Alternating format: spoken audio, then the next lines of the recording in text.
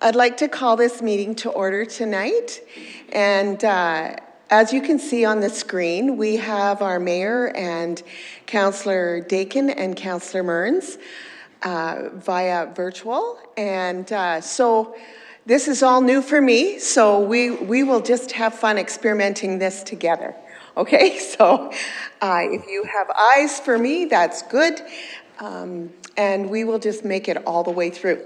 So we'll start with the emergency evacuation procedure. If we should encounter an emergency, we can exit the building from the lobby, either to the west or to the east. If for some reason those exits are not available, we can use the north exit here behind council. Our muster point is located near the gazebo in Lions Park. If we are evacuated for any reason, we will not re-enter the building until we are given the all clear by staff. And now we'll have the land acknowledgement. Please, Councillor Ostindi. The town of Sylvan Lake respectfully acknowledges that the land on which we gather is Treaty 6 territory and home to the Métis Nation of Alberta Region 3. These lands are traditional places and travel routes for many nations, including the Cree, Dene, Blackfoot, Métis, Saulteaux, and Nakota Sioux. We are grateful for the traditional knowledge keepers and elders who are still with us today and those who have gone before us. Our Royal Proclamation of 1763 was the foundation of our relations with Indigenous people and also our nation building. Where we failed to respect this proclamation and stopped making treaties, we struggle to this very day in building infrastructure across those regions of our nation. The Central Alberta Economic Partnership our town belongs to, and I assist on for one of its committees, is exploring infrastructure connections across the Rockies. The committee is very aware that no project will ever be successful without relationship and partnership with Indigenous governments on both sides of the Rockies. This is part of our reconciliation awareness. We acknowledge our Indigenous partners whose footsteps have marked these lands for millennia. Thank you, Councillor Ostindi. Now we'll have open microphone. Open microphone is an opportunity for a member of the public to express his or her feedback on an issue pertaining to the town. Open microphone is limited to a maximum of 15 minutes and each speaker is limited to a maximum of 5 minutes. After the presentation, members of council will only ask questions of clarification. You will not receive a response or feedback from council immediately after your presentation. Items that require a response will be brought forward at a future date. So we have two different parties that are here to present at open microphone. So I'd like to ask Heather Jones and Trevor Scott, if you wouldn't mind coming up and turning the microphone on. And there's going to be some beeps, and we'll wait for the beeps to stop, then introduce yourself and proceed. Thank you.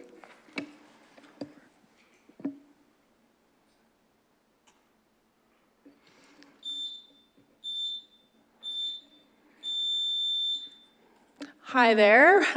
We are with Lodge 43, and tonight we are here to talk about the grease traps.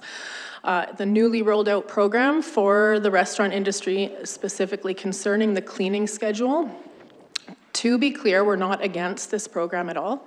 We do see great value in lessening the environmental impact and any potential costs incurred to the town taxpayers due to not having the grease traps in place. Our issue that brings us here this evening is that we aren't seeing the reasoning behind the cleaning schedule timeline, as no other municipality has such detrimental parameters in place. The additional cost to restaurant owners with this system currently based on elapsed time on a calendar versus percentage volume inside the grease trap is an extra cost to restaurants that could be $1,000 over and above our costs with absolutely no difference to our wastewater. The fats, oils, and grease are still being removed regardless. Trevor and I personally spoke to and connected with the people running the waste and wastewater divisions in municipalities all over central Alberta, from Red Deer to Olds, Ponoka, Lacombe. The common thread from every single one was respect for the business owners to self-monitor. Red Deer's length of cleaning schedule is 1 month or 40% full, whichever was longest, even allowing up to 50% full for a rating of fair as per their website. Sylvan Lake is requiring 30 days or even expecting more frequently if it is higher than 25%. Red Deer is allowing nearly double the volume. We heard from some representatives that let the restaurant schedule cleaning up to 3 months apart and 70% full, with one town and one city even saying they don't monitor at all but trust the restaurant owners to monitor themselves.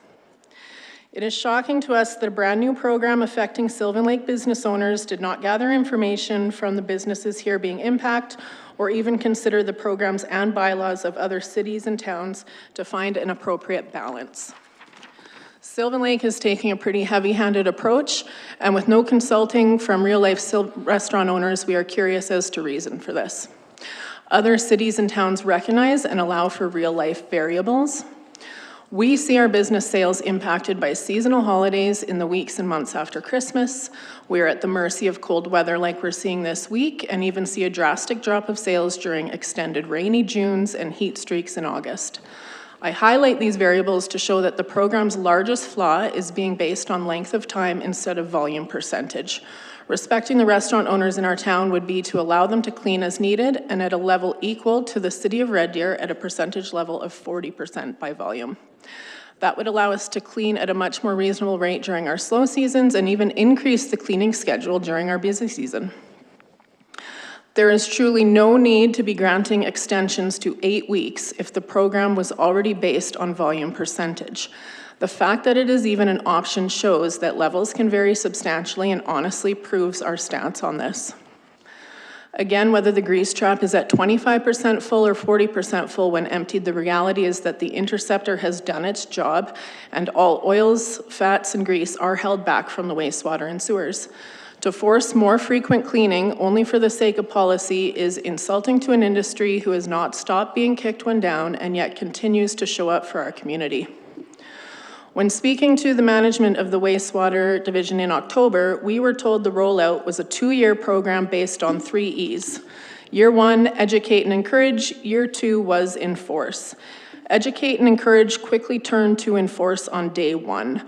When a Sylvan Lake compliance officer makes an appointment to ensure our grease trap has been properly installed, and then shows up with a bylaw officer in tow during our lunch hour and continues to intimidate by making an employee spell out their name, we have a hard time trusting the cleaning schedule is only based on environmental factors. It was this behavior that has us further questioning the necessity of such a harsh cleaning schedule.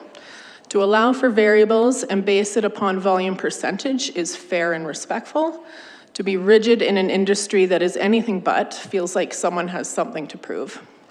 Alberta Health Services trusts us to serve food under the strictest guidelines to our community. We are trusted by AGLC to serve liquor to our patrons responsibly and with integrity. Lakers trust us with their birthday parties, anniversaries, first dates, and celebrations. If AHS, AGLC, and our community all trust us to run our businesses, the Sylvan Lake Wastewater Division should be no different. Thank you so much for taking the time to present to us today. Please ensure that our recording secretary, Jolene, has all your contact information, and we will ensure you are touched base with. Okay? Thank you very much. No clarification questions, sorry. Forgot that part. Thank you so much. Mr. Deathray.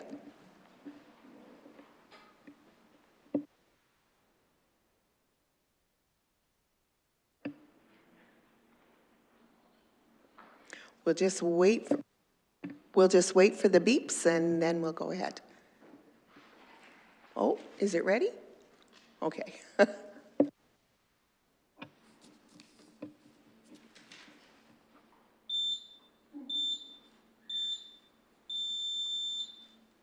Your Worship, Councillor, good evening.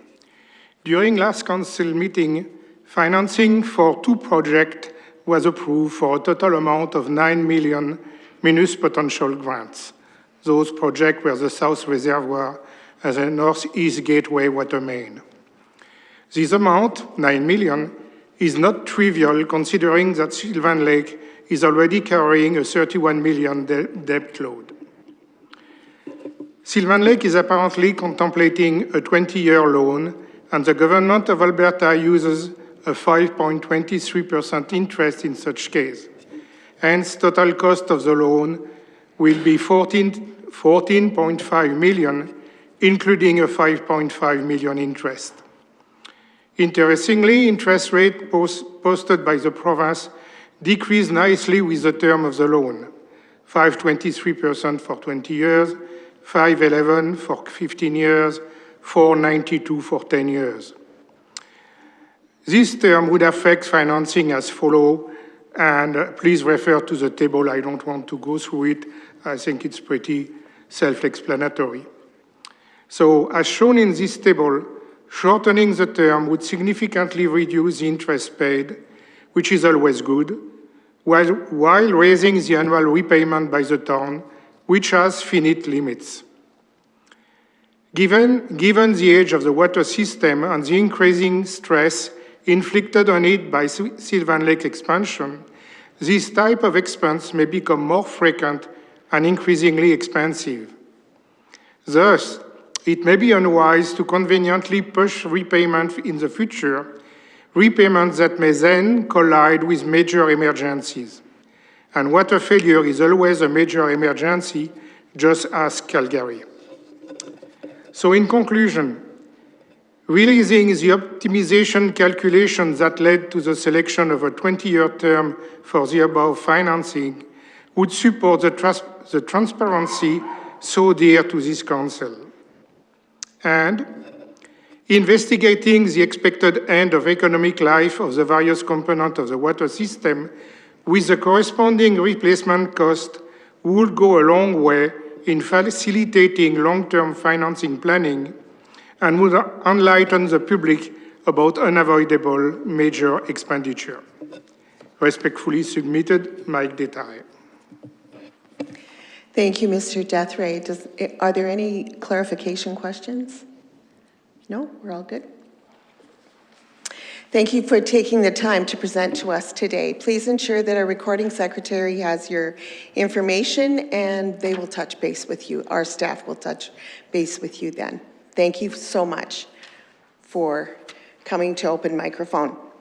Okay, next we have our consent agenda. Oh no, adoption of the agenda. Yes. Ms. Osmond, are there any additions or? Yes, there is one addition with your permission. We would like to add 12A, which would be a discussion on a personnel matter within the town. Thank you. And can I get a motion with that amendment, please? Councillor Graham, Councillor Parsons. I'm going to say all your names wrong. I know it. Thank you. All those in favor? Yeah, thank you. Okay, now we'll go on to the consent agenda. A consent agenda is a tool used to increase meeting efficiency because council adopts one motion to approve multiple items at one time. All items with an asterisk are those recommended by administration to be part of the consent agenda. But prior to the consent agenda motion being made, any councillor has the option to request an item to be removed from the consent agenda if they have extensive questions, require clarification, or would like to debate on an item. Any items included or excluded as part of the consent agenda process must be done before the consent agenda is made. Oh, I see somebody's hand. Mayor Hansen. Thank you. I'd like to request that item 7B, the Municipal Policing Committee, be pulled from the consent agenda. I'm sorry, what number was that? 7B, the Policing Committee. Okay. Okay, anybody else have any that they'd like to remove from the consent agenda? No, we're all good. So can I get a motion? Councillor Payne? Do I have to read all of these? Yes, you do. Bear with me, folks. It's a long one. I move that The 2025-01-27 regular meeting of council minutes be approved as presented. That council approve first reading of bylaw 1917-2025 as presented in AIR 1090. That council approve first reading of bylaw 1918-2025 as presented in AIR 1091. That council grant first reading to bylaw 1919-2025 being a bylaw to amend the town's safety code service fee bylaw 1900/2024 as presented in AIR 1094. The council grants first reading to bylaw 1911-2025, being a bylaw to amend the town's land use bylaw to redesignate part of the Northwest 2738-1 west of the 5th. And the council sets March 10th, 2025 at 6 p.m. in the council chambers as the date, time, and place for the public hearing on bylaw 1911-2025 as requested in AIR 1085. The council grants first reading to bylaw 1913-2025, being a bylaw to amend the town's land use bylaw to redesignate part of the southeast 3138-1 west of the 5th. The council sets March 10th, 2025 at 6 p.m. in the council chambers as the date, time, and place for the public hearing on bylaw 1913-2025 as requested in AIR 1086.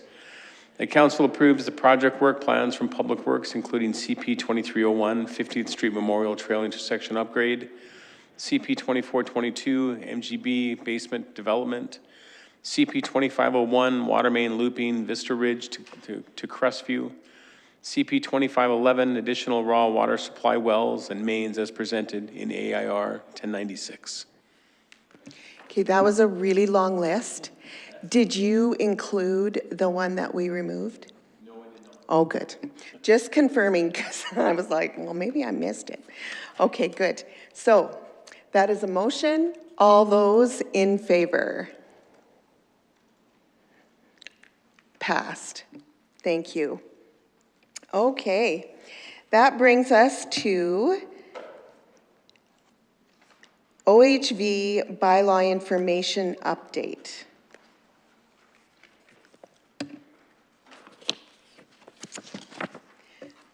Mr. Lebsack, please. Thank you. Hello, Your Worship and Council. So as you can see there from the report, we implemented the brand new off-highway vehicle bylaw on December 1st is when it went into effect. And we were asked for some updated stats on how the program was going. So we compiled those stats to the end of January 31st. And that's what we have to present to you tonight.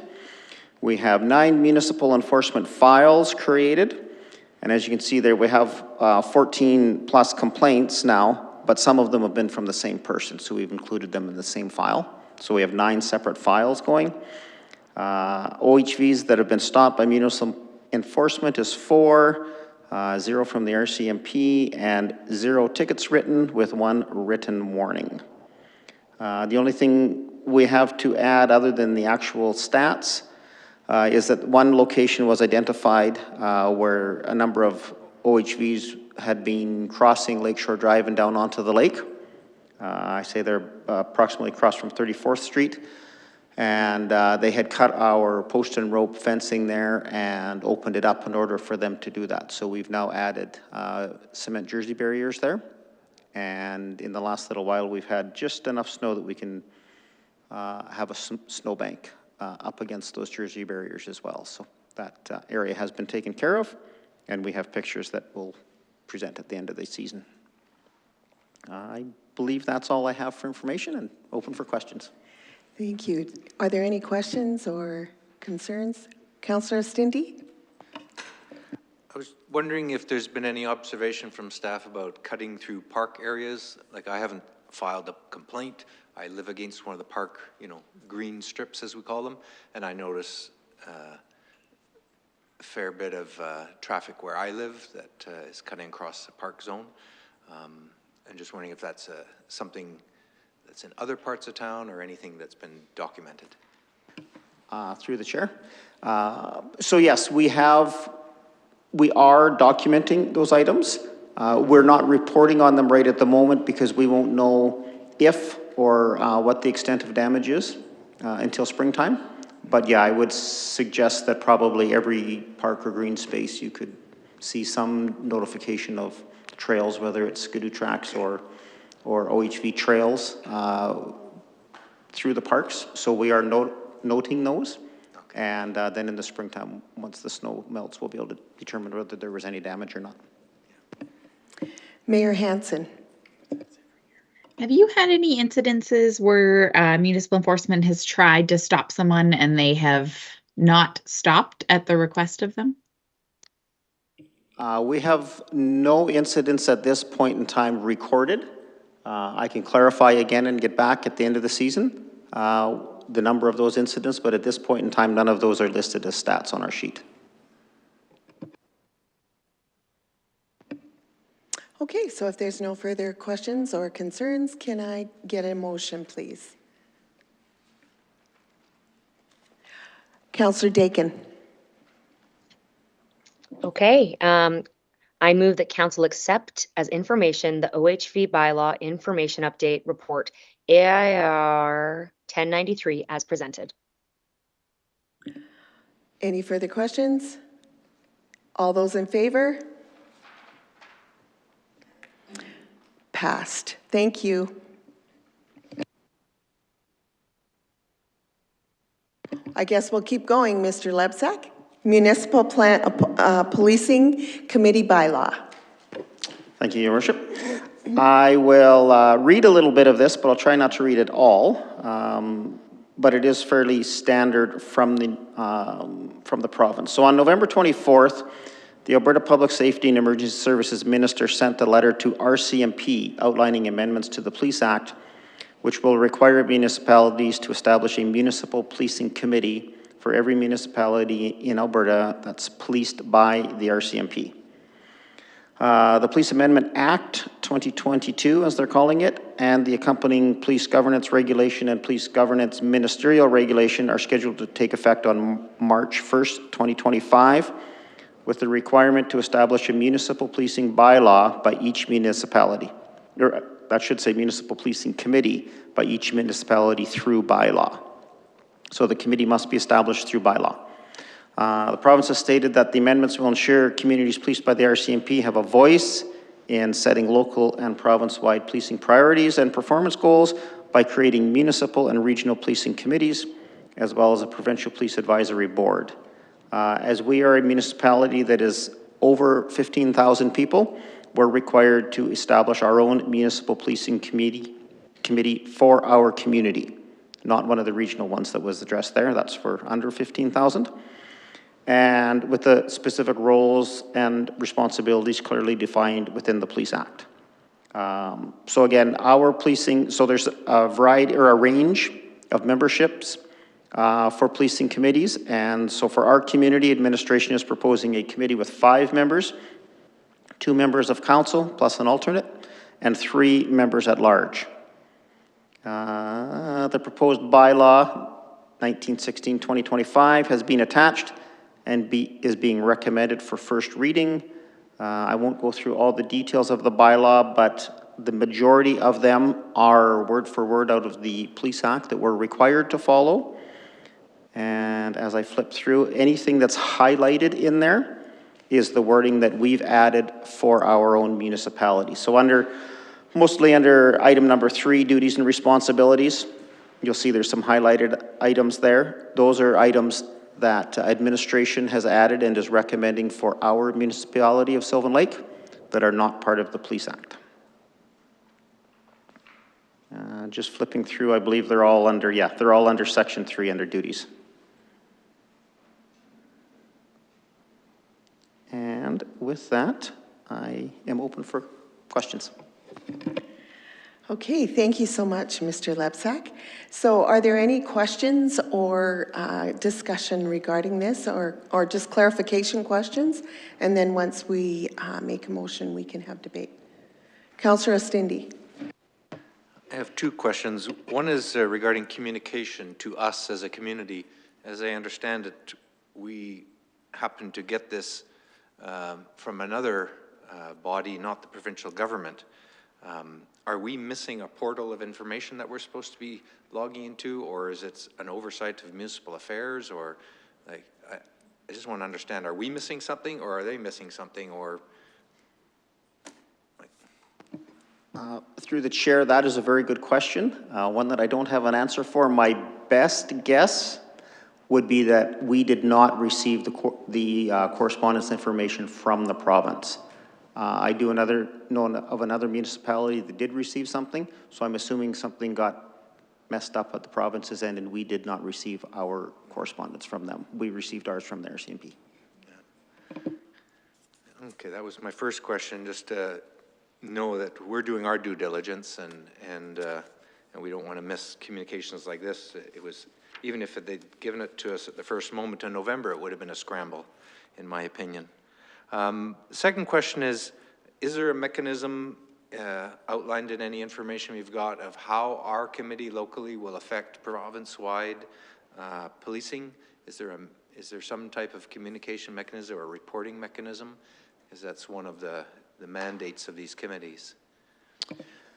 Through the chair, there is not any outlined process for directly communicating with the, I think they called it the Provincial Municipal Policing Committee.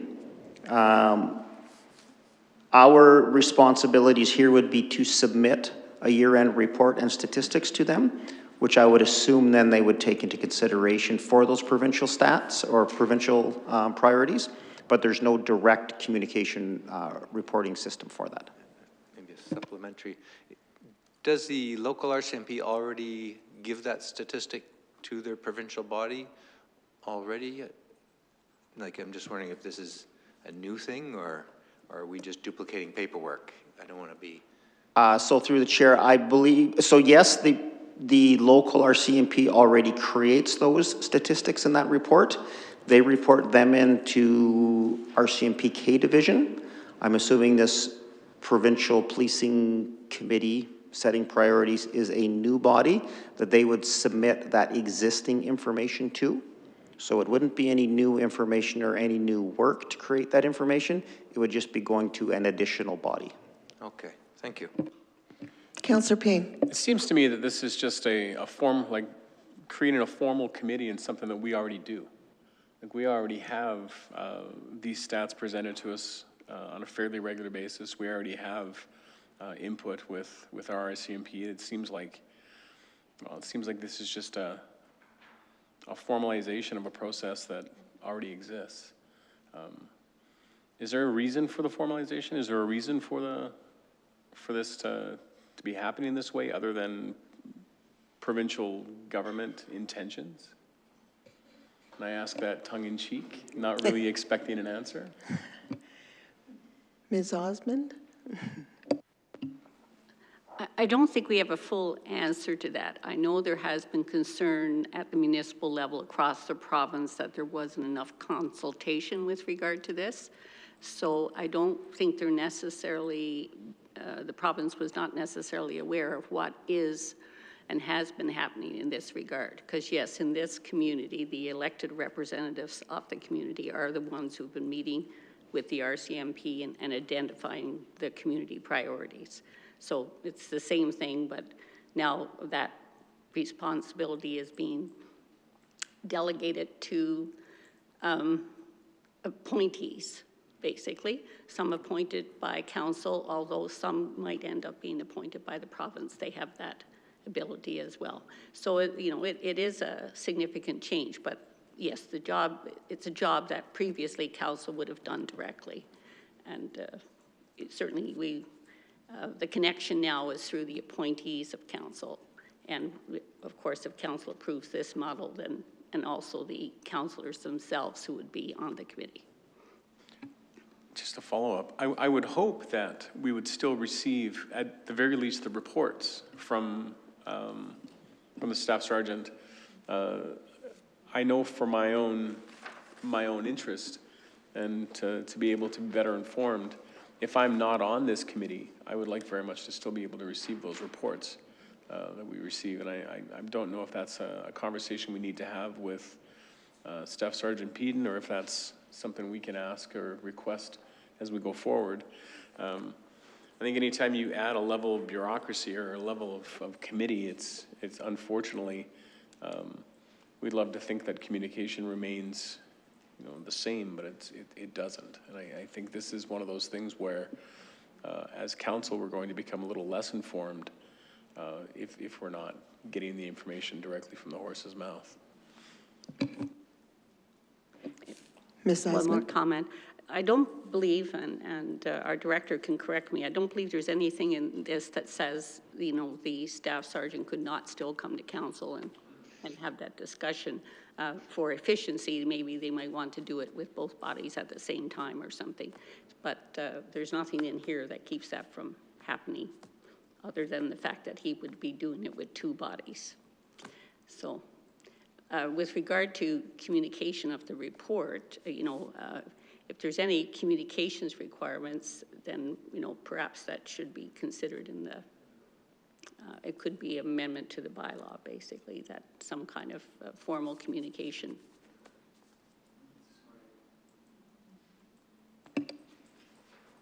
Okay. So if we have no further questions, would somebody like to make a motion?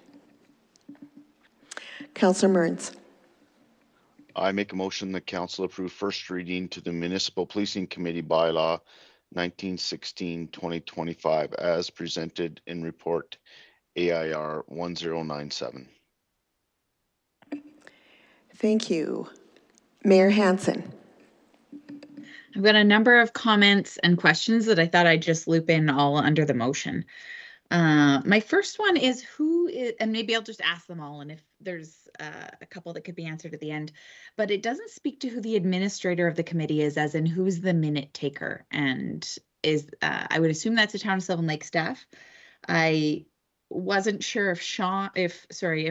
Lebsack is the minute taker, or if we need to appoint an additional non-voting person to fulfill that role, because that isn't included.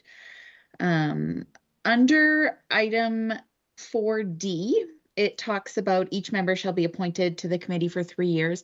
I wonder if we should specify that councillors should also receive a 3-year time, understanding it further down speaks that when you're no longer a member of council, you're no longer on the committee. And the reason why I say that is my understanding is they have to receive an additional security clearance to hold this position. So we don't have really, it would be very challenging to swap this out every year at our organizational meeting. And we've gotten into that practice at our org meeting, identifying that there's a couple of committees by special request that they request a differing term than 1 year.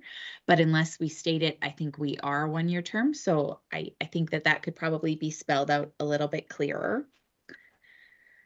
Item number 6BI, it talks about an absence from 3 consecutive meetings, but all of our other terms of reference speak to 3 meetings total. And I think that we should be not consecutive. I think that we should be inconsistent to that. If we're only meeting on this committee 3 or 4 times a year, if you only attend every 3rd meeting, you probably shouldn't be there.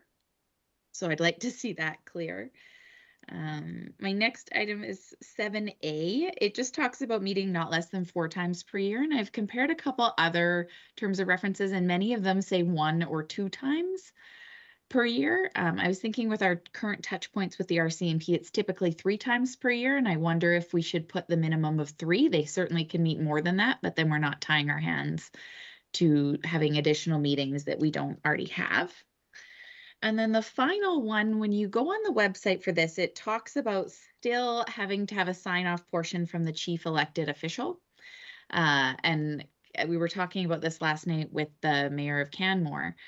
And so essentially, if the mayor is not appointed to this committee, there's still a role of a sign-off for that. So I'm wondering how that plays into this, or if we need to then designate that the chief elected official is one of the 2 committee members. Or if we're having to add in that extra step, how do we do that? That is my list. Thank you. Were you able to catch all that? Ms. Osmond? I believe that are you feeling comfortable? You're feeling comfortable with that, Mr. Lebsack? Okay. And Mr. McIntyre? Good? Okay. Councillor Payne? In regards to the 3-year appointment, wouldn't it make sense if the appointment is for 3 years? It doesn't make sense for the counselor to be appointed for a year within an election cycle. It almost makes more sense for this to be a 4-year appointment so that you're appointed for your entire term. And Megan very quickly put her hand up when I said that. It just, to me, it just doesn't make sense for it to be a single year.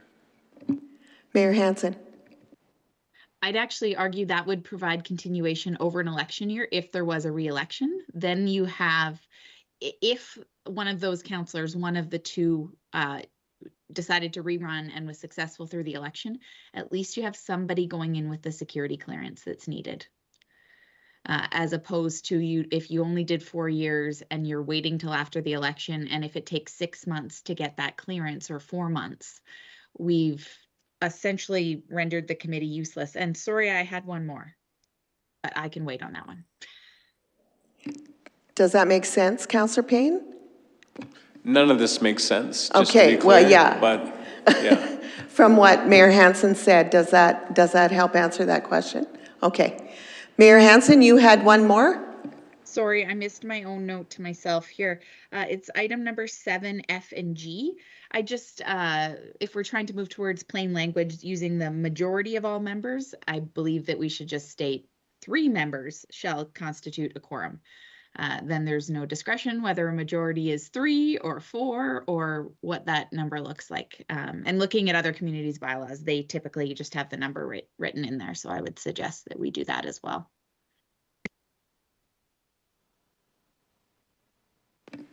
Okay. Councillor Stindy. I don't think my concern is necessarily needed to be included in the bylaw itself, but under the ministerial order, the cost of running this policing committee is either to be taken from the town's budget or current budget or proposed budget, or from the policing budget. And my sense is that we should not be reducing our police services. And as much as I hate to pay more for something, I would lean towards the idea of we pay for it as by council, by town budget, rather than taking more from the police budget.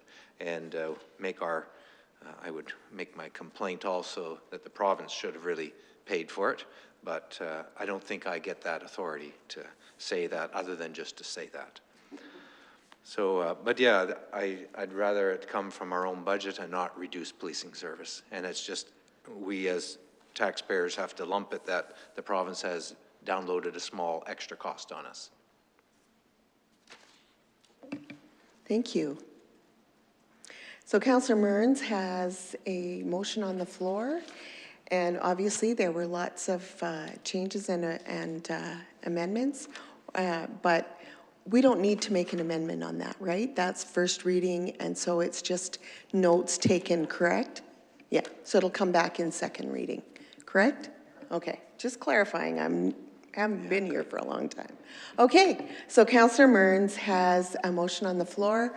All those in favor for first reading? So moved. Thank you. Thank you so much, Mr. Lebsack. Okay, mobile vending bylaw. Ms. Callicott. Councillor Rilling, I believe those, both of those bylaws were in the consent agenda, so I can present the special events policy unless council has questions. I'm good, okay. So I am here to request an update from council for the special events policy. There's a few changes to this policy. The majority of them are quite minor in nature, but I do want to bring your attention to a couple of things. The first one is removing the fees, or waiving the fees with corresponding sponsorship recognition to the town. Now that we have put in the Recreation, Culture and Tourism micro grant, there's no longer a need to include this as part of this policy, so that has been removed. As well as removing posting the event information on the town website. Currently, we do not post any events, external events on the town website. Event organizers for either events that are happening on town property or within businesses are permitted to submit their event information, but that goes on the Visit Sylvan Lake platform and not on the town website, so that has been removed. Also, removal of the requirement of the permitting of town-hosted events. We do go through a process of collecting the information and providing the information to the relevant town departments, as well as AHS and AGLC, so that has been removed from here. And then we've included the requirement from Alberta Health Services for events that have more than 25 people or are expecting more than 25 people to provide toilets and hand washing stations. And so this just is in alignment with AHS requirements, as well as including the event organizer's hazard and vulnerability assessment and emergency response requirements. We already are requiring this from organizers.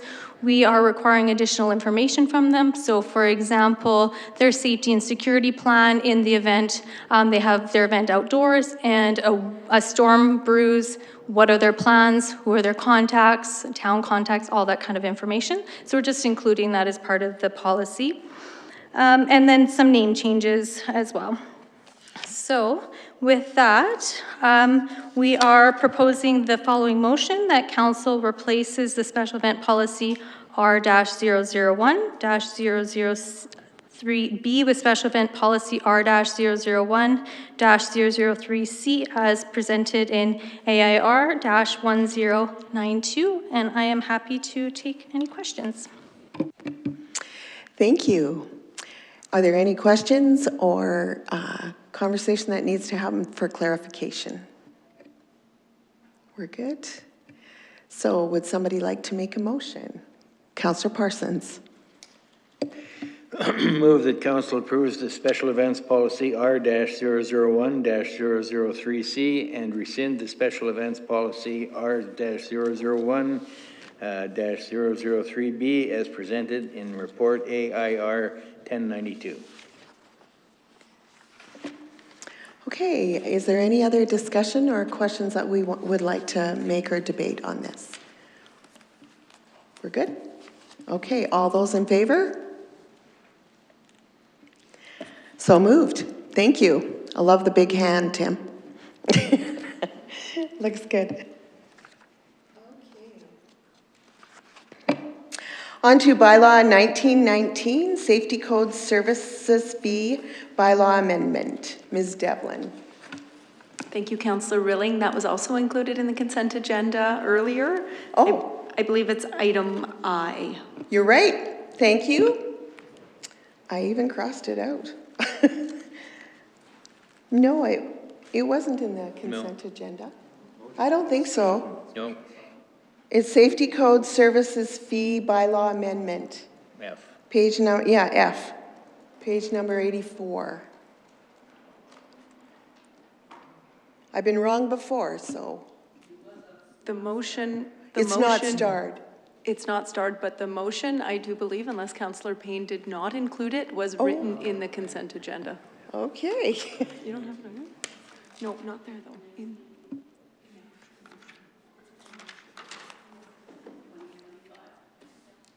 So is it included? Yes. Okay, sorry about that. It wasn't started. Oh, Councillor Stindy has a question. Sorry about that, Ms. Devlin. My question is regarding some footnotes on one of the tables. They refer to a 4% charge levy called SCC or SEC or SC. There's three different abbreviations, like on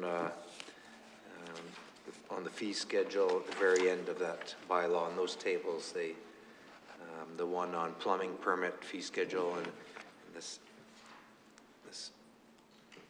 and it's written in different ways in different spots, and it's always 4%, and often maxes out at $560. So I was just wondering, what is that? Why is it separate from a permit fee? Or So through the chair to Councillor Ostindi, yes, the SCC stands for the Safety Codes Council levy. So we're required, and all municipalities within the province are required to remit a certain percentage. In this case, it's saying it's 4% of the permit fee goes to the Safety Codes Council. So it doesn't go to Superior Safety Codes. In that case, we have to remit that separately to the Safety Codes Council.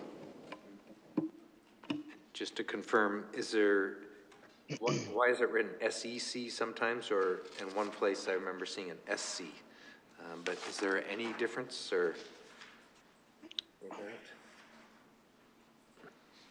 Or is it just typos? I I'm just sorry want for to, just want to bring for something up. interrupting. I'm sorry for interrupting. Yeah. Yeah, go ahead, Tim. Yeah, being that this was passed with consent, procedurally, we're not allowed to ask any questions about it. It'll have to be talked about at second reading. Sorry to, it's not going to give anyone opportunity to ask any questions, so. I believe it won't come up. It was just information, but I can pass it off in an email. I can get an email back. Yeah, Okay. because those questions need to be asked prior. Right, and we have to remove it from the consent agenda. I just didn't realize it because of the asterisk. So that's my mistake. Thank you. So we will have that discussion in second reading. Thank you, Councillor. Thank you so much. I feel like I've had a gong show so far. Sorry. Okay. We will go to 7I, Triplands Outline Plan Amendment. Mr. Symington. Thank you, and good evening, Council. So this is for Council to consider granting an amendment to the TRIPS Outline Plan. The property is located at the southeast of 381 west of the 5th. And the parcel is currently zoned a number of residential parcels, including neighborhood convenience, commercial district, high density, narrow lot, general residential district, narrow lot, duplex residential, medium lot residential district, environmental open space and public facility. Basically, it's been prepared to guide the future land uses, and the proposed amendments include changes to the concept plan regarding residential rezoning in the northeast corner, redesignating an area from high density to narrow lot duplex residential district, and a reconfiguration of a cul-de-sac in the plan area. These changes have been proposed to allow more residential variety within the plan. And the text has been amended to reflect these changes as well. The plan was referred both to internal departments and external agencies for comments, and there were no concerns from externals or internal departments. So administration is recommends that council approve the amendments to the Triplands Outline Plan. Thank you, Mr. Symington. Are there any questions for clarification? No, we're good. Okay, can I get somebody to make a motion, please? Councillor Ostindi? Sure. That council approves the amendments to the Triplands Outline Plan as presented in AIR 1087.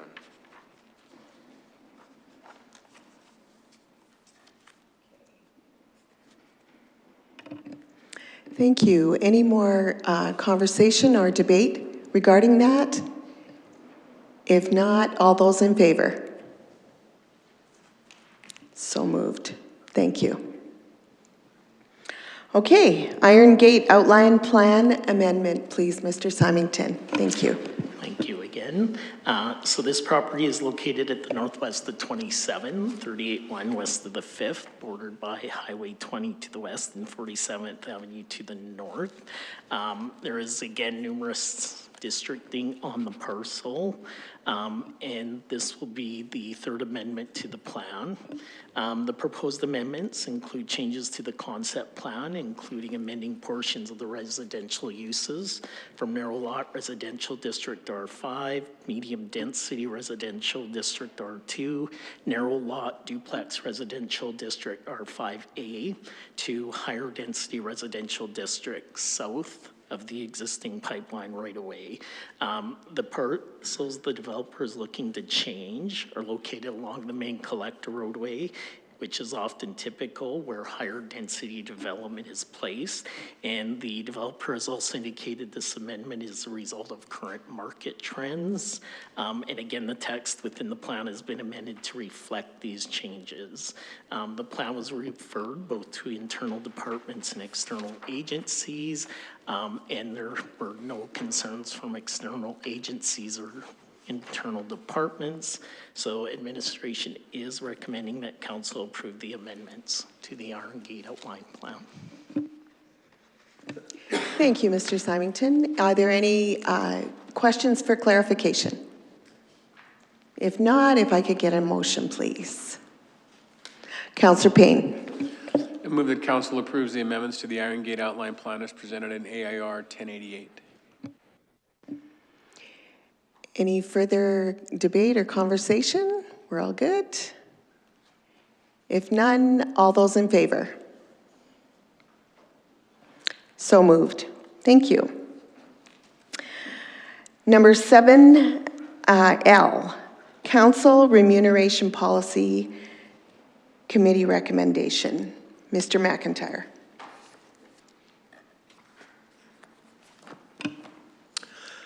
Good evening, Chair and Mayor and Council. It's good to see everyone.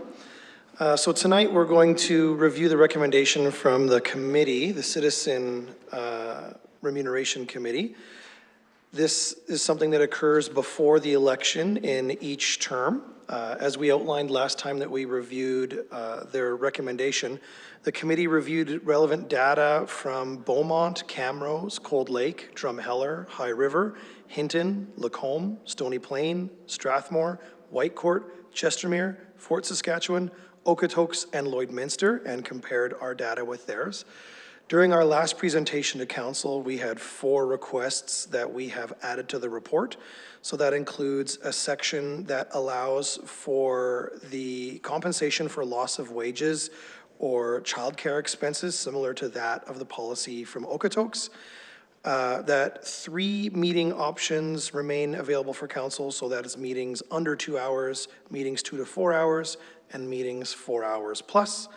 A detailed list of inclusions and exclusions and which elements of the policy apply to the honorarium or the per diem, and that if a cost of living increase were to be applied, that it would be applied on April 1st in line with changes that apply to staff, and have those included into the recommendation for council. Those adjustments have been made, and they are in a few different places throughout the policy. So looking at the page numbers inside the report, so apologies, I don't have the numbers on the agenda page numbers, but the April 1st amendment was made on page 1 of 14 of the policy. The 3 meeting dates, rather 3 meeting lengths on page 6 of 14. The policy that takes after Okotoks there for loss of income, childcare, that sort of thing, falls on page 8 of 14. And then Appendix D was added, that is an exhaustive list of things that qualify for per diem or honorarium. And as you can see, that that's on page 11 of 14 of the policy and is mirrored after the organizational meeting that council hosts each year. So what we have that information there for council, and we're respectfully recommending that council accepts the proposed recommendation from the Citizen Remuneration Committee, plus of course the changes that council has requested information on. So of course, we're ready for any comments, questions from council. Okay, are there any questions for clarification that we would like to ask Mr. McIntyre? I know we had a long conversation about this at Committee of the Whole. So if there are no questions, can I have somebody who would like to give a motion, please? Someone? Oh, Councillor Dakin. Thank you very much. I move that council adopts the following Citizen Remuneration Committee recommendation in its entirety. and updates council remuneration policy L001004E to include the following provisions, effective as of October 21st, 2025. Do you need me to read all the provisions? No, they're listed below. Is that Wonderful. okay? Listed. Okay, thank you. Any further debate regarding this? Mayor Hansen, please. I have a few more requests or considerations. One is page 282 in item E. I wonder if mayor should be removed from the discussion around compensation in a speaking role once the mayor's salary is all inclusive. We wouldn't want to single that out and have any confusion that there's something extra when you speak, because the mayor's role wouldn't be eligible for those per diems any longer. That same reference is on page 282 under the examples of meetings per diems would be paid.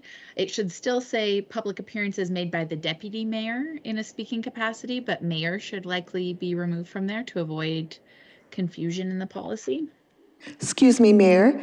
The first one was page 282. The second one was page what? Second one, 287. Okay, 287. Thank you. And then I'm on to page 290. I believe that there should be an 8C that says, because it speaks about a time limit on entering your tracking, but there's nothing around expenses. And I wonder if it would be appropriate to say all other expense claims must be submitted within 90 days of the incurred expense to be eligible for reimbursement. Because it doesn't look like we've addressed that. And I think we might have intended to. And then my final note is on page 292. And it's just, there's two items that say no for per diem. It's the second item, the special meeting of council. I believe that should be yes for a per diem. Along with the organizational meeting has typically been yes, per diem eligible. And that is all.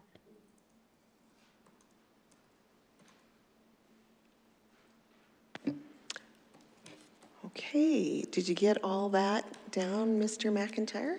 I did. Awesome. Yes, Councillor Payne.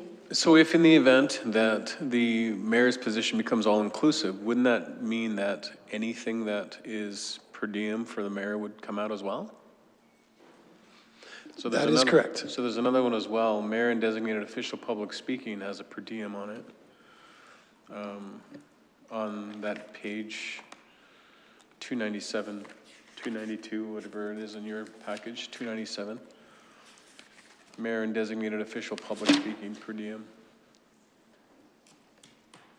Mm-hmm. So that's page 292. Yep.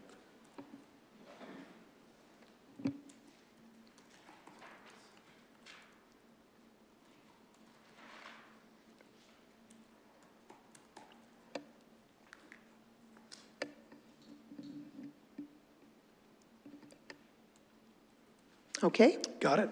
We're good to go. Councillor Ostindi.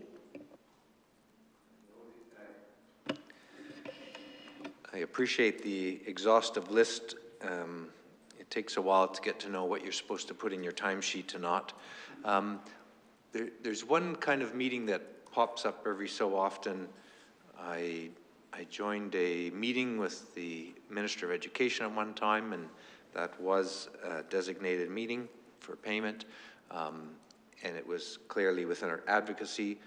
I have another meeting coming up this Friday, and I don't know how to deal with it, and I don't see it on or off here. It's going to be meeting with the transportation official from Alberta Transportation with CAPE.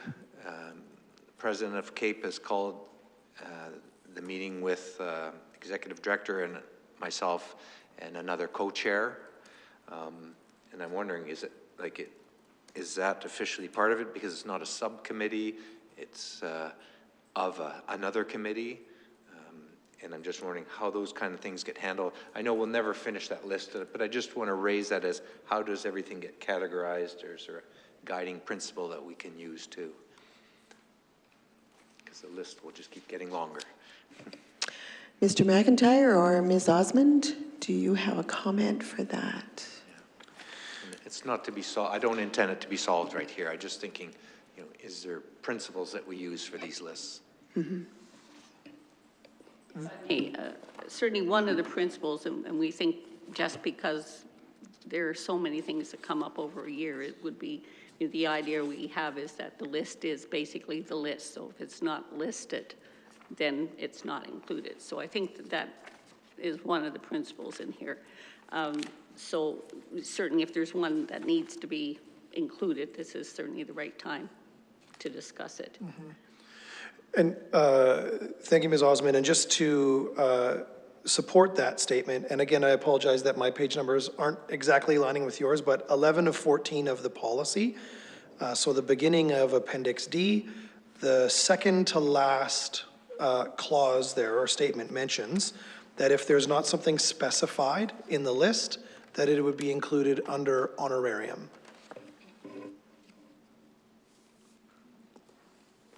Mayor Hansen.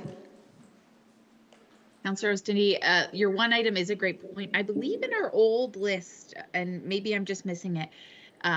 So the meetings that you spoke of, they likely wouldn't qualify, but we did have a note that any meeting with a minister was something that was covered, and that likely should remain. It's not utilized very often, but certainly if all of council attends in Edmonton for a really specific meeting, we'd want to make sure that that would be included. I can't think of a time we've used it in recent years, but we certainly did a lot a number of years ago. So I wonder if that could be an inclusion, specifically if you're meeting with a minister.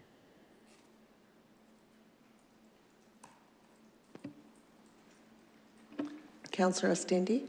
Just to clarify, the example I was giving was with the Ministry of Transport and not the minister. And so are we saying that kind of thing would be included, to clarify maybe Mr. McIntyre's categorization of my example?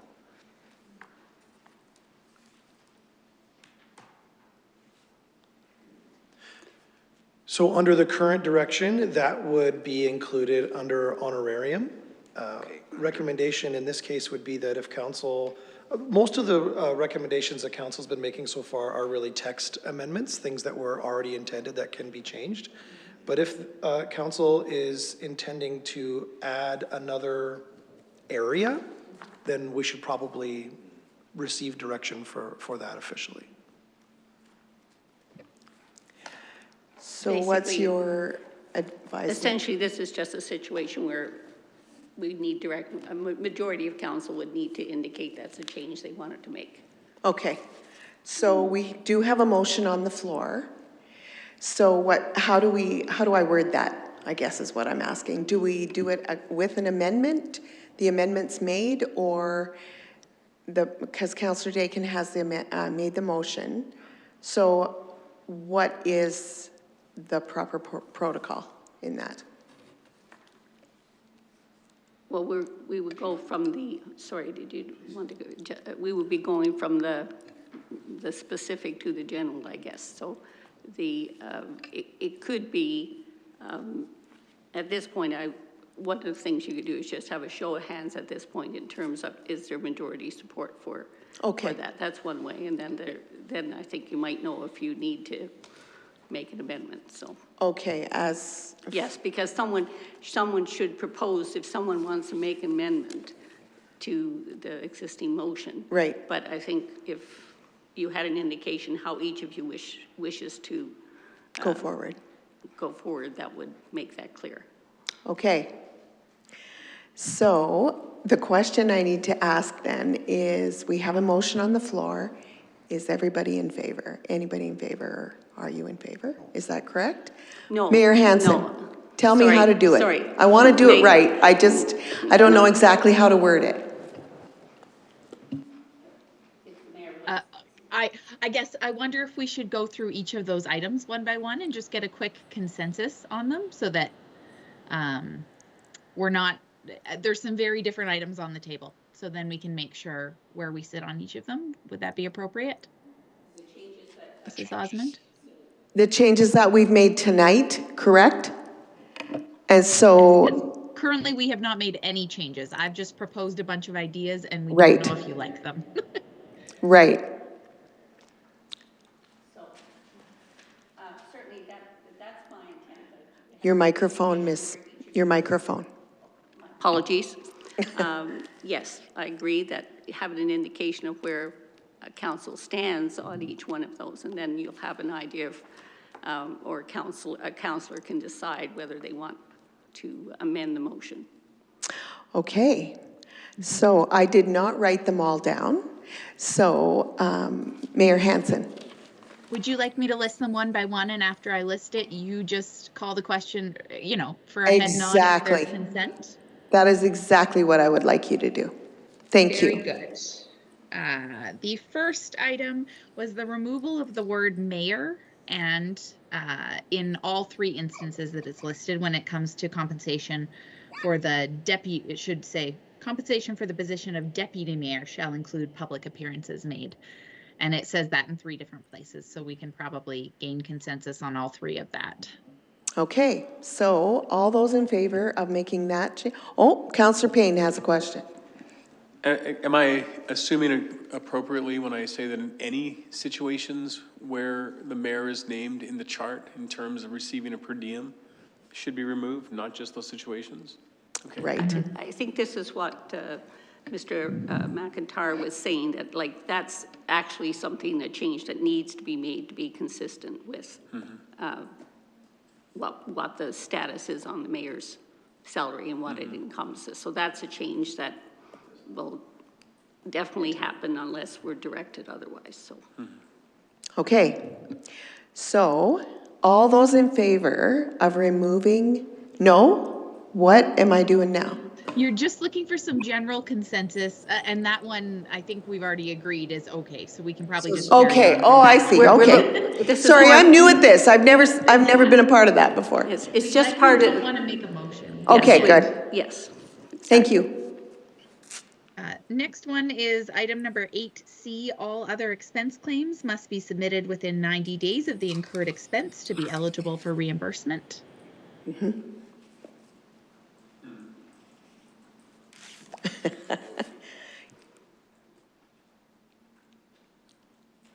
Yes? I chuckle at that one because I'm the offender. Oh, okay. I still say I chuckle at that one because I'm the offender. Okay, so there's a consensus on that one. Thank you. Next. Next one is page number 12 of 14 or 292. It's the change for a special meeting of council to be a per diem, which is our current practice.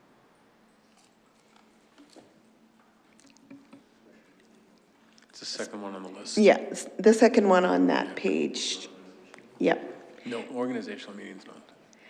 An organizational meeting should be yes as well, correct?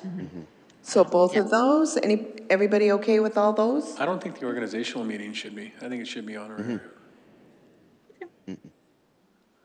Has been in the past. Yeah, but I've always wondered why. You know, it's not as though it's something that we don't know. We can't predict. We know it's coming. So a special meeting of council I see because, you know, it's an inconvenience in some cases, or it's something that shakes up your schedule.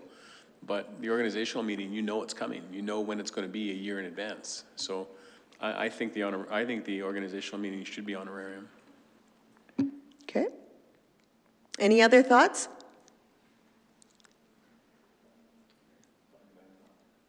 So, who's okay with it? Yes, okay. Special meeting of council? Yes. Organizational meeting? Okay. 1, 2, 3, 4, down. No. Okay. Thank you. Is that your list, Mayor Hansen? The final one is the addition of meetings with the minister. Oh, right.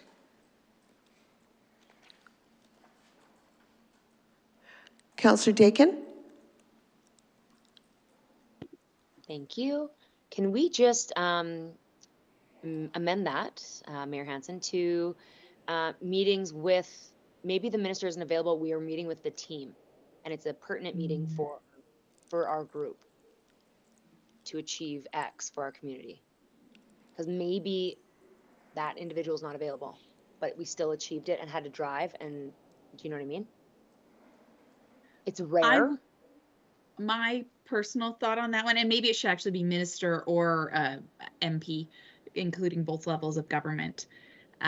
We typically wouldn't ever drive up for a meeting with staff, and if it was under one of our advocacy priorities, it would be covered through that way, likely. Well, I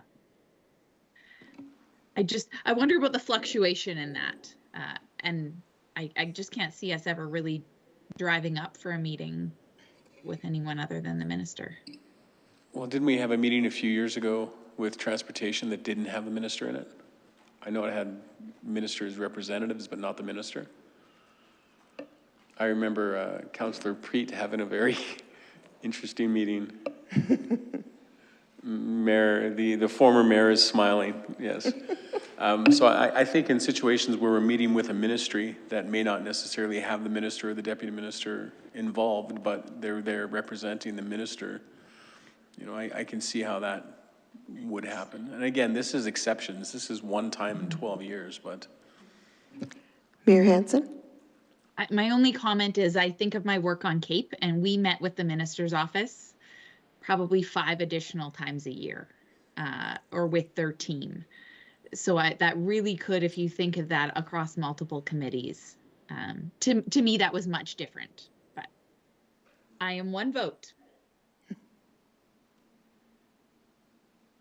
So, Councillor Mearns. Yeah, I think when we're going to actually see a minister where we can bend their ear, and that, you know, we're there specifically for an advocacy item or something else, I think that would qualify. But if we're not having the person that's, you know, in the role of making that decision or not, I don't know if I would want to see that covered. I would just support it as a meeting with the minister. Okay. Is that clear? So a meeting with the minister, is that correct? Is that the right term, way to put it, Mayor Hansen? I'm trying to think of the language that we used in our, I'm sure we had it because it included ministers, but it also included our MPs. So maybe it was MLA and MP, an elected provincial or federal. Tim, Councillor Mearns sounds like he has a better suggestion than me. No, I don't. I was just going to ask a different question when you were done. Okay, so. What is the intent, the minister or the elected official, at the provincial, federal level? Okay. So that includes our rep, not necessarily the person from the head of the department, I guess. Is that the intent? Is that the intent? Is that it be for all levels of government? That be covered? Like MP, MLAs? Councillor Mearns? Yeah, I was just going to suggest maybe there's 2 questions that need to be asked. One specifically, meeting to be covered with MLA, MP, and then the other topic was, you know, covered for a meeting with the ministry itself, because there's 2 different conversations going on here. So just a thought. Okay, so are we okay with the meetings with the ministry? Yes, no? Yes.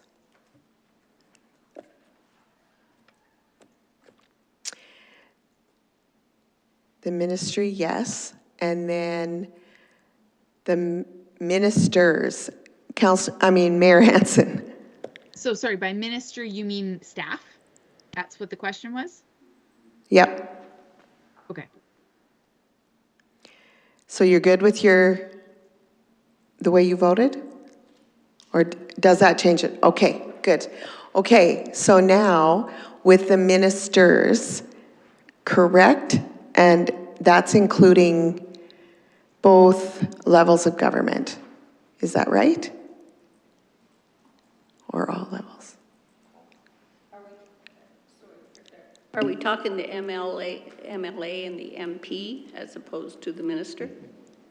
Yes, I believe that's. Sorry, yes, that is what we're talking about. MLA and MPs. Are we a yes? Are you a yes or a no? Okay, that's a go. Mr. McIntyre. Thank you, Madam Chair. I just want to specify here on council's direction, are the meetings that you're talking about now in an official capacity or an unofficial capacity? So that is, in some of mayor and council's duties, you may have a conversation with a minister that was unplanned, or are we talking about meetings that are official in their nature? I'm assuming official. Is that what everybody's assuming? Yes? Okay, so official capacity. Councillor Parsons. Yeah, and where I'm coming from, if you have an official meeting with a ministry or a bureaucrat that can make things happen, I think that's a meaningful meeting that should be, if it's planned and just because the minister can't be there, that's why you're meeting with an influential government official. So I think those should be covered. Councillor Dakin. Thank you. If we could just possibly further add to that, there has to be a calendar invite. Like it's not, you can't, you know what I mean? Like this has to be a formal invitation, almost as like where it says an official capacity is defined as having received a written invitation, the same as under public appearance.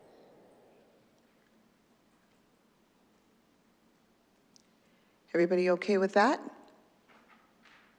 Yes? No? To me, it just clarifies official. Like it's an, you know, it's not just a not something that just happens, but it is made to happen. Yeah, how would you meet casually in an official capacity? Oh, exactly. Yeah, so I think official capacity is official capacity. Mm-hmm. If you bump into a guy at Canadian Tire, that's not an official capacity. It's not official. Even though you may actually talk about important things, it's not exactly. Councillor Oostende? I'm just thinking, the reason I hesitated, I was trying to think, what does this mean in terms of my example? For instance, the transport didn't invite CAPE to a meeting. There is no invitation from them. But it's a CAPE-driven meeting, so it's comes from a different angle. That's why I was thinking, what does this mean in terms of official meetings? Mm-hmm. So that my example I brought up earlier doesn't fit in this category. That's what I'm pointing out, I guess. And I had to think about that. Okay. Councillor Parsons. You could just, when that happens, get an official invite through CAPE. So it's recorded just when if you find out, if you come that way and it's going to be an official meeting, just get it registered somehow with Carrie or the calendar. Mayor Hansen. I think the real caution we have to be careful of is just how this could potentially be abused. And I don't believe that anyone would do that in this setting. But I really, the ministry question, I can think of a couple committees where almost every meeting there has been someone there from the ministry, and subcommittees and other things that are a bit of a runaway. And I like how it's defined on here because it's committees that have minutes and all these kinds of recording mechanisms. But I just want to make sure we're not too loose on it because we haven't budgeted for anything in addition to what we currently have. And it could be a real runaway item. And I'll lean into my CAPE example of a couple of years ago, just how frequently we were connecting and how, that committee in itself could have, if all of those meetings were eligible, I think we have to be really cautious with that. And there's a couple committees I can think of that are could be runaways. And I just want to make sure we have the right parameters to protect us from that and give us something to say, well, no, this doesn't qualify, or this, yeah. Right now I do find that we're in a bit of a tough position because we're not clear, and the more too many things we put in that could be open to interpretation, I feel like we won't be in a much different situation. And, you know, for full disclosure, every single month I refer back to Carrie and to our CAO because I'm not clear on what I should be approving and what I shouldn't be. So I'm really hoping we can be as black as white as possible on here, because it's really hard to approve these. Yeah. Thank you. Okay, so is that all of the suggestions that we had? I just don't want to miss any. You have a different one, Councillor Stindy? Okay. This is looking at the different numbers that we're changing, the financial numbers. The per diems themselves haven't changed from 2021 or 2020, I believe, when they were set last.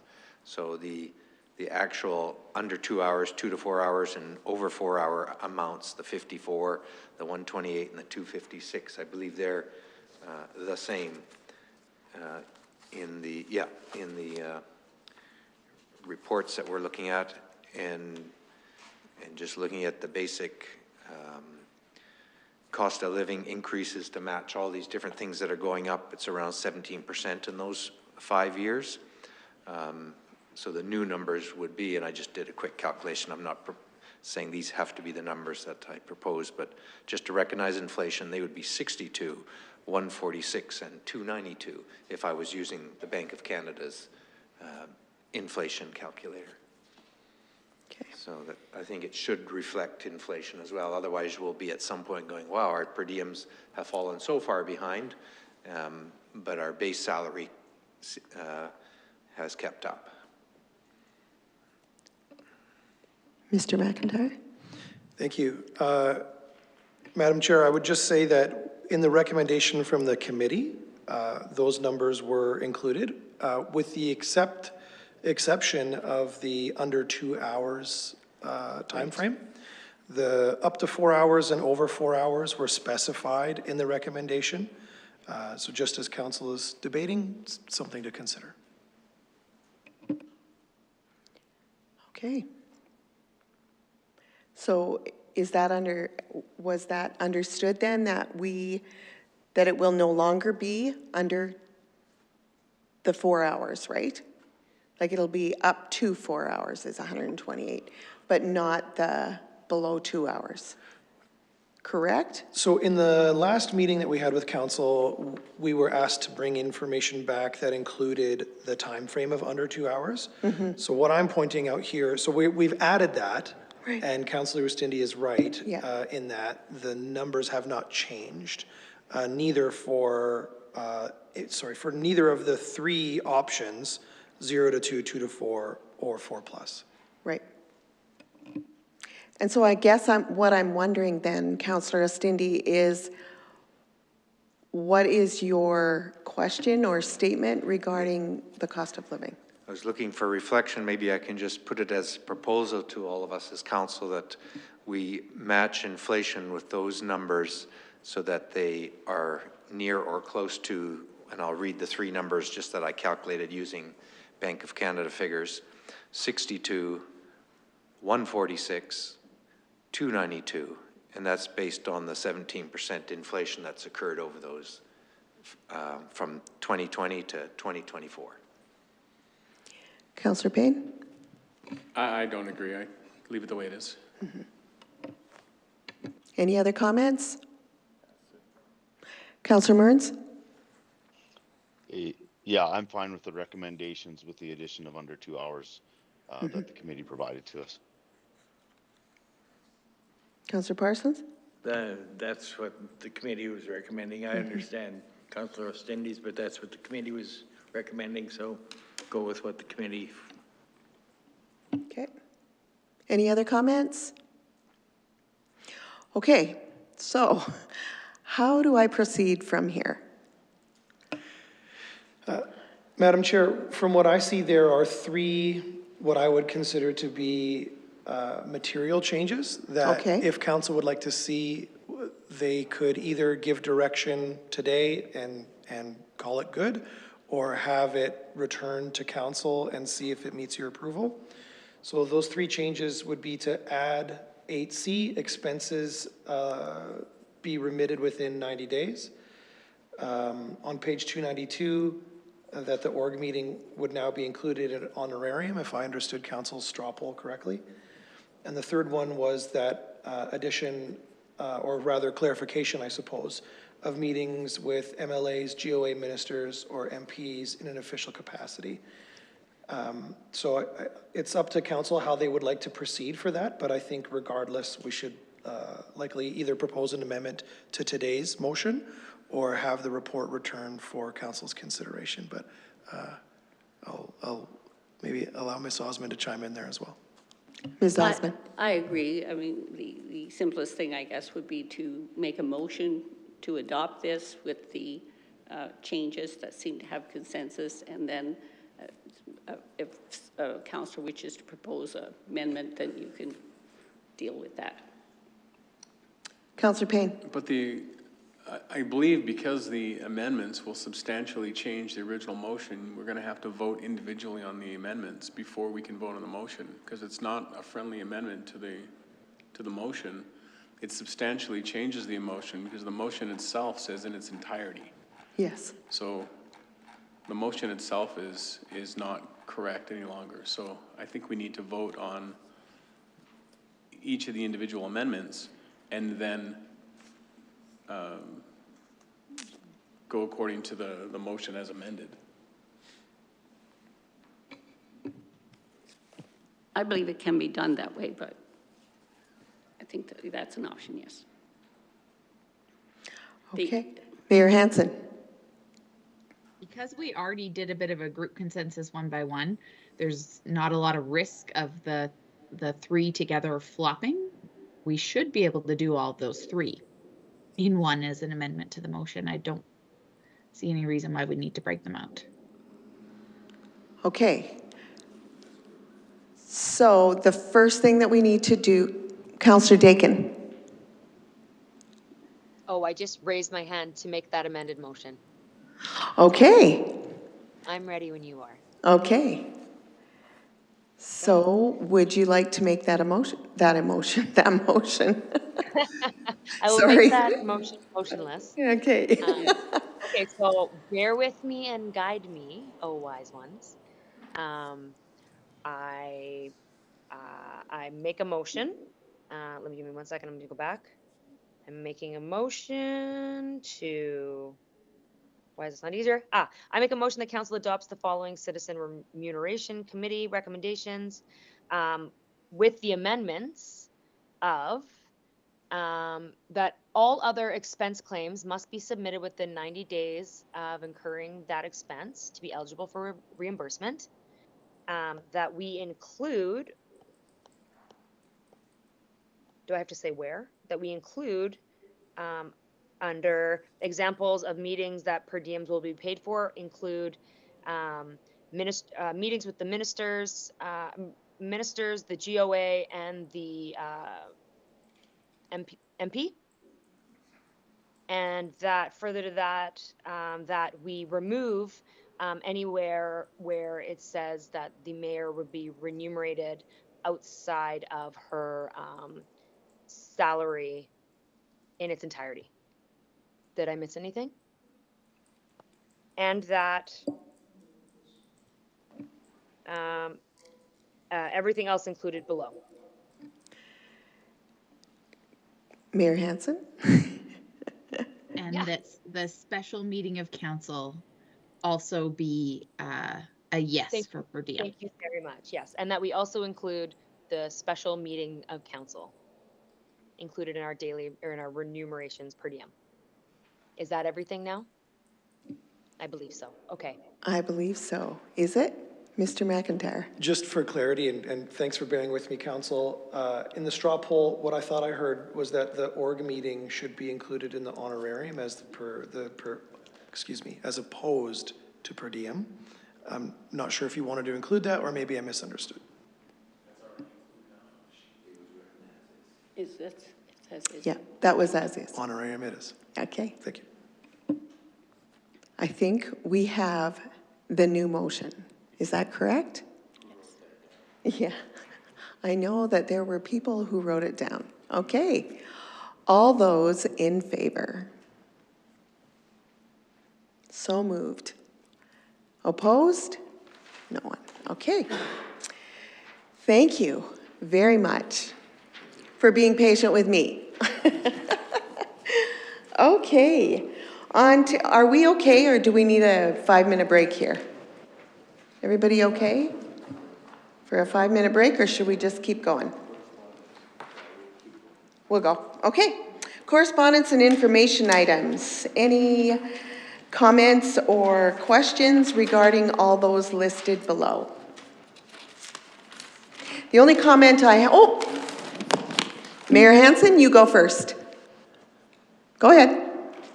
You can go ahead of me anytime, but I just want to comment on item G in there, the Q4 project status reports, and actually it could have been in the project plan updates. Just the confirmation about when we might receive notice on the grants on those water projects, because we did receive a letter that says no work can commence, otherwise you can void your opportunity for a grant. And I know those are coming up soon in the springtime. Mr. Boudreau is coming to the microphone.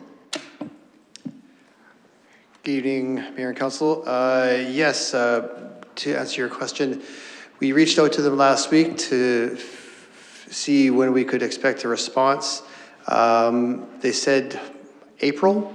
Hopefully we should be hearing something back. So we're just going to be waiting patiently and just doing just the fundamental things, a little engineering here and there, a little investigative work, but trying to stay away clear of all construction till then. The weather really is conducive for us to stay away from doing construction as it is. So that's one good thing about this time of year, I guess. It stops us from spending too much money. Thank you. Does that answer your question, Mayor Hansen? That's good. Okay. The only comment I had was how exciting it is that the Advanced Ambulatory Care has seen 20,247 patients in the last year. That is staggering to think, and to think we didn't have that service for so many years. So that was just something that I wanted to highlight and celebrate that we are actually at that place. So thank you. Anybody else have anything else they wanted to comment or questions? Okay, if none, the CAO report, Ms. Osmond.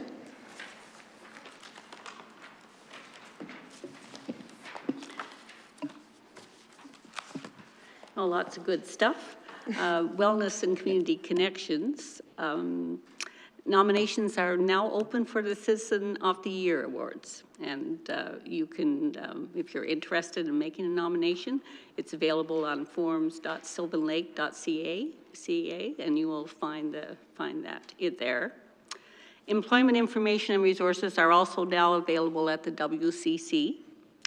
Youth services, the flip side on the go will be at the World Water Park at the West Edmonton Mall, February 19th. So, May 2nd, the Youth Sparks Awards, nominations are open for them. And we had 392 youth respond to the Youth Engagement Survey for the Soaring Project. And we had 16 youth attend in person at the youth engagement session as well. So getting certainly involvement and input in both those areas. And the department is applying for the Healthy Communities Grant to help support some of the skateboard park initiatives. Planning and development. A development permit was issued for an 89-unit apartment building on 1 Irvin Way. That's in the Iron Gate neighborhood. There was a lot, a town-owned lot sold on 60th Street. That was, deal was finalized with the property being sold for $55,000. The HAF agreement, Housing Auxiliary Fund, I believe. We wrapped up our first year with them, and the first annual update will be presented to council at the March Committee of the Whole meeting. And there's a package of statistics from the department, and you can see that they continue to be very busy. Public Works, we've had 2 people invited to speak at the upcoming Element Environmental Seminar regarding the removal of goldfish from the Lakeway Landing Storm Pond. And Operations has accepted delivery and put into service the new solid waste collection vehicle, and the oldest one in the fleet has been sold as per the tender. Council will be pleased to hear that despite all the cold weather, we haven't had any unexpected operational issues, which are somewhat expected when it's really cold. So the reason, the other good news item, testing on the previously drilled North Water wells is complete, and the results and reporting for licensing is underway. And the department is looking to drill up 2 more wells in the Red Deer County area. Request for proposals for the annual groundwater and surface water monitoring program at the Lagoon site will also be issued shortly. With regard to recreation, culture, and tourism, a lot of February programming, of course, promoting fitness. They have a Lap the Lake. For the swimmers out there, the public versus the lifeguards. I wouldn't want to go up against those lifeguards, but I'm sure we got lots of interested people. They have Sweat for 30 minutes, which basically you can choose your own activity and you can get your name in for a draw if you're participating. Family Day looks to be very good. We have a free holiday swim thanks to Fortis. And the Bright Learners Academy Sylvan Lake Daycare, they're sponsoring the public skate. And the holiday hours for the next source are 10 to 5. Now, the 18th to the 21st, we have additional drop-in public swim and public skate times as well, and that's to accommodate the winter break. And the ice and dry service users groups, they have their finalized allocations now for spring, summer, and fall. And they have to get their submissions in soon now, looking for the next season. February 27th to March 2nd, the U16 AA Regional Championships will be hosted at the Next Source Center. Aquatics programs too, we have 2 new ones. There's Yoga and Rum, and there's also 7 Secret Teachings Family Yoga. So that's like 4 to 9 age group and caregivers. So really something for everybody in their list, I guess, here. The Heritage Management Plan Phase 1 engagement will be occurring in February 3rd to 28th. And the consultants will be at the Ice Boat Dragon Boat Festival. And we have, of course, the Pass the Poutine contest, 14th to the 17th. And the Ice Dragon Boat Festival, we've talked about before for the Family Day weekend. And of course, along with that, there's the family fun activities and the, we have a comedy circus show, fire shows, and a beer garden. So again, something for everybody, every interest and every age group. So lots happening in February. Yes, it's a happening town. Anybody have any questions or comments? I'll just wave to you from Bentley. I just have the ice dry surface users, February 29th. It's not leap year, so it must be February 28th. Okay, I stand corrected. Yeah, no, that's just great. Yeah, and the U16 AA, is it basketball? Volleyball? Hockey. Okay, see, I don't know anything. I went through it and I'm like, okay, does everybody just know that it's hockey? Apparently, except me. I had to ask. Oh, good. That makes me feel much better. Okay. Thank you so much, Ms. Osmond. If there's no further questions or comments, I would like to ask if there's any council requests for information and updates. Mayor Hansen. Just a couple around last, we haven't seen minutes for Sylvan Lake Lodge Foundation or CAPE in our agenda for a while. Wondering if they could be reconnected with those directors and see if we could receive copies of those recent minutes. And my final one is maybe a question for Mrs. Osmond around the note that we'd received about the upcoming meeting about policing input. They're looking for our priorities. This is our last time we're together. When is the correct time that council can discuss what those are and provide some input back?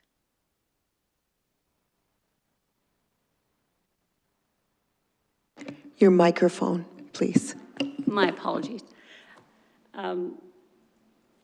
We haven't identified a time. Would council like us to do that, to work out a time?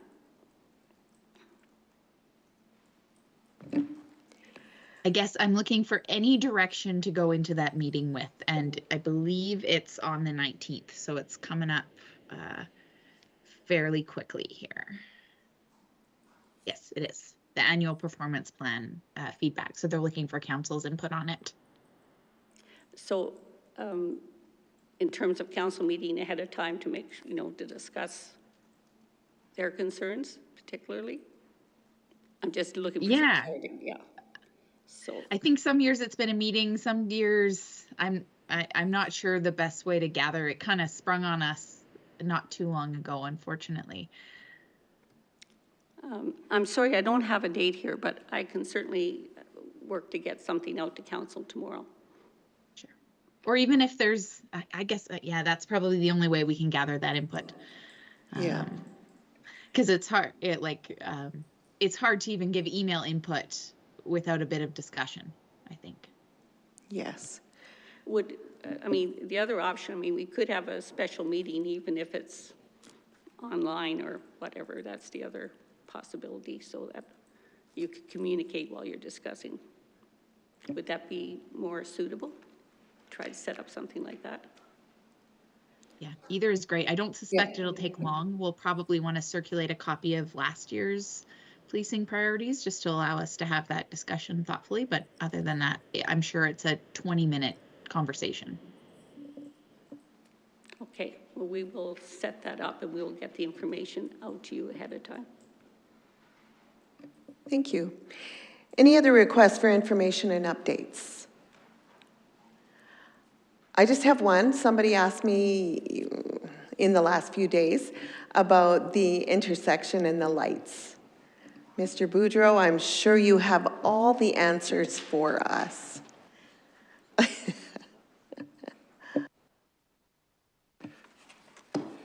Yes, Councillor Rilling. I have the answers. May not be the answers people want to hear sometimes, but I'll give you an answer for sure. So I just found out this morning, actually, the timelines for that, talking to Fortis Alberta, it sounds like it won't be till April now. They've had some things, complications on their end. I don't know for sure, but that's just their timelines now, so.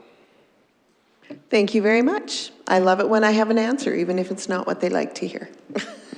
Thank you. All right. So we have a notices of motion.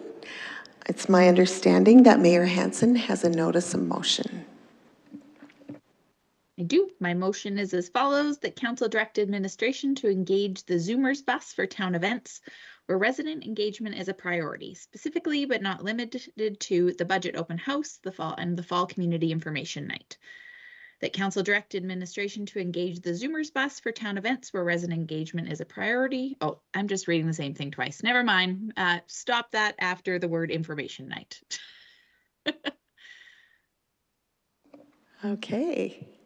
And we'll talk about it next time. It's not listed on there and I don't know if it's appropriate, but I do think another really key event that happens every 4 years is the candidate forum hosted by the chamber. And I think that'd be a great thing to include accessibility to as well. Mm-hmm.